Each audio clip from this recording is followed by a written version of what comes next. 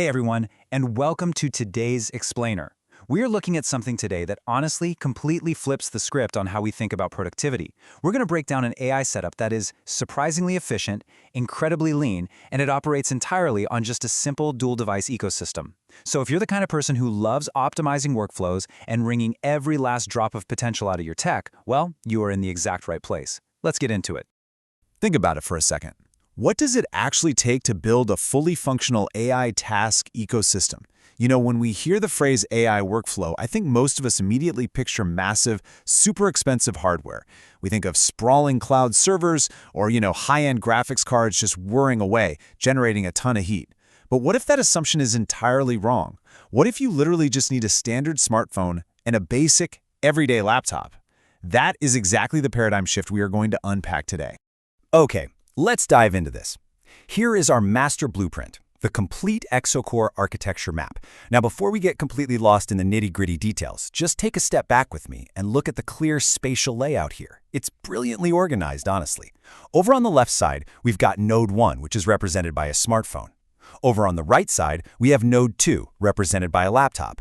And connecting them right smack in the center is a very specific, highly structured flow of data. You can see these arrows pushing active tasks forward, returning completed reports back, before the whole shebang eventually filters down into a storage archive at the very bottom. What we're going to do is track a single task's journey through this entire ecosystem, moving logically from left to right. Section 1, Node 1, the mobile hub, the beginning of the chain and AI task lifecycles. So, to really grasp how this ecosystem hums along so perfectly, it actually helps to think of these two distinct devices as having highly specific job titles. In the EXOCORE framework, Node 1 is labeled Live Runtime and Intake. You can basically think of this device as the system's manager. It's the front desk. It's the central brain that takes the orders and orchestrates the day's operations. Node 2, on the other hand, is labeled the Development and Execution Workstation. This is our blue-collar worker. It's the machine out on the factory floor, rolling up its sleeves to get the actual physical digital labor done based on whatever the manager orders. Let's take a closer look at our manager, Node 1. Notice that this is specifically a Samsung phone, and its functions are absolutely critical for setting up the work. First off, it handles Telegram task input. That means new jobs enter this ecosystem totally seamlessly, just through a standard messaging app. Pretty cool, right?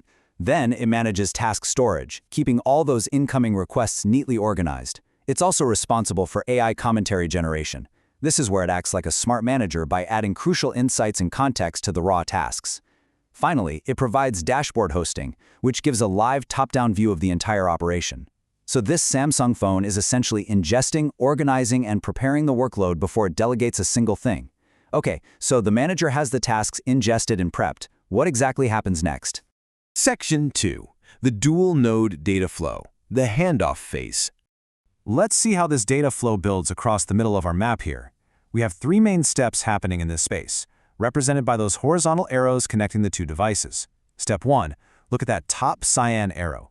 The active task list is pushed out from the Samsung phone over to the laptop. Step 2, right below that, the green arrow shows the task flow being initiated. That transfers the actual operational momentum over to the workstation. And then step 3, skipping ahead just a tiny bit in time, you see that orange arrow pointing backward to the left. Once the work is completely done, completed reports are returned right back to Node 1. So the manager hands off the list, initiates the flow, and then just sits back and waits for the final report. Section 3, Node 2, the Execution Workstation. Now, what's really interesting about this next part is, well, take a very close look at the specific spec listed right under the laptop. 4 gigabytes of RAM. Yeah, you heard that right. This Node 2 worker is a Dell Inspiron 15 laptop running on just 4 gigs of memory.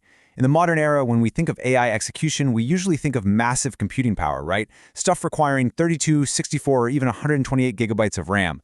Yet this execution node is perfectly designed to function within these shocking hardware constraints. It really just proves how masterfully lightweight this ecosystem truly is. So, despite having only 4 gigabytes of RAM, this incredibly lean machine is what handles the heavy lifting of the operation. Its responsibilities are highly focused, very utilitarian. It consumes the active task list that was sent over by the phone. Then, it presents the workflow on its screen for active development. It physically performs the tasks. And this is absolutely crucial. It does this with AI assistance to maximize its limited computing power.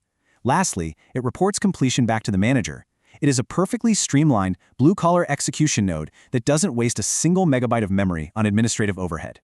Section 4. Finalizing tasks and archiving data. Remember that orange arrow we tracked a little earlier? Well, here it is in action as the critical feedback loop.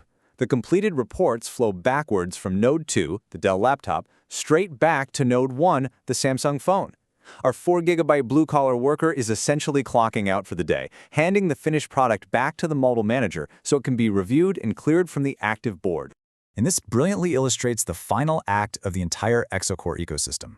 Check out the very bottom of the diagram. We have two separate downward-pointing arrows. There's one cyan arrow coming from the phone on the left and one orange arrow coming from the laptop on the right. Both of these streams funnel directly into a single shared archive box.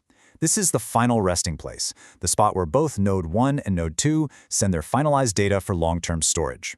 It's such a clever design because it ensures that the active workspaces on both the phone and the laptop are kept totally clean, unburdened, and immediately ready for the very next job. So what does this all mean? The crucial point here is this. By leveraging clear roles and a strictly enforced data flow, the EXOCORE architecture proves beyond a shadow of a doubt that you absolutely do not need heavy, insanely expensive hardware to run a highly capable AI workflow. You just need a smart, structured ecosystem that assigns the exact right job to the right device. It's a real game changer. And it honestly leaves you with an inspiring question. What tedious tasks could you automate right now using literally only the devices that are already sitting on your desk? Think about it. Thank you so much for exploring this brilliant framework with me today.